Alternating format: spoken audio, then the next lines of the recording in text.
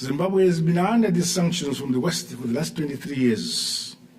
But as a result, we now think outside the box. Welcome to Candid Africa, truthful and unapologetic. In view of the sanctions imposed on both our countries and the subsequent challenges in undertaking US dollar denominated transactions, Zimbabwe is agreeable to pursue alternative autonomous solutions and the use of alternative forms of payment for various transactions.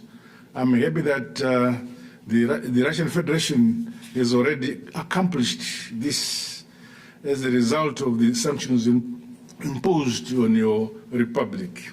Your Excellency and dear brother, allow me to convey my sincere gratitude for the donation of 11,000 metric tons of potash fertilizer and 9,000 metric tons of ammonium nitrate fertilizer. This gesture is true testimony of the friendship of the Russian Federation to the people of Zimbabwe. This further reflects your personal commitment to support the transformation of our country's agriculture in the attainment of food security and sovereignty. I thank you. May I also inform you that for 3 years now, Zimbabwe is food secure. With the model of agriculture we've adopted and the support we've received from your country, I believe that Zimbabwe will remain food secure. Most notable is the deepening cooperation between Zimbabwe and Russian Federation in advanced science and space technology. I recall the joint research implementation agreement between Zimbabwe National Geospatial Agency, ZINGSA, and the Southwest University on Space Science and Technology Innovation, which was signed in October 2021. This has ultimately led to the finalization of the design, manufacture, and assembly and the testing of a satellite, ZimStat-2, under which scholarships were offered to Zimbabwean students to study in the Russian Federation. Additionally, the Russian Federation provided 20 scholarships through Radny University in various fields of nuclear education. The 20 candidates under the scholarships are scheduled to commence their studies in September this year. Our Zimbabwean institutions are ready to promote more direct partnerships with educational and research institutions of the Russian Federation. May I also, Your Excellency, mention that in the same vein, I acknowledge the support of the Russian Federation of the Museum of African Liberation Project being hosted by Zimbabwe, hosting for the African continent.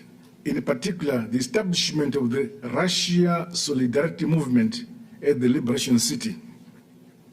Further, we welcome the raising of the Russian Federation flag at the Liberation Museum site as an important symbolic gesture recognizing the immense contribution of the Russian Federation in the liberation of the African continent from colonialism. On international cooperation, Your Excellency, the solid collaboration between our two countries at multilateral fora, more so against continued Western aggression against the two countries, Zimbabwe strongly opposes the use of sanctions as a foreign policy tool which undermines sovereignty of nations. Zimbabwe has been under these sanctions from the West for the last 23 years. But as a result, we now think outside the box and use our domestic resources to grow and expand our economy. May I highlight that Zimbabwe intends to bid for a non-permanent seat in the United Nations Security Council for the period 2027 to 2028. We appeal for the support of the Russian Federation. Similarly, Zimbabwe submitted a request to you, Your Excellency, to join the BRICS New Development Bank. We equally count on the support of Your Excellency in this endeavor. Your Excellency, allow me to personally state that Zimbabwe is in solidarity with the Russian Federation in your country's special military operation in the Ukraine.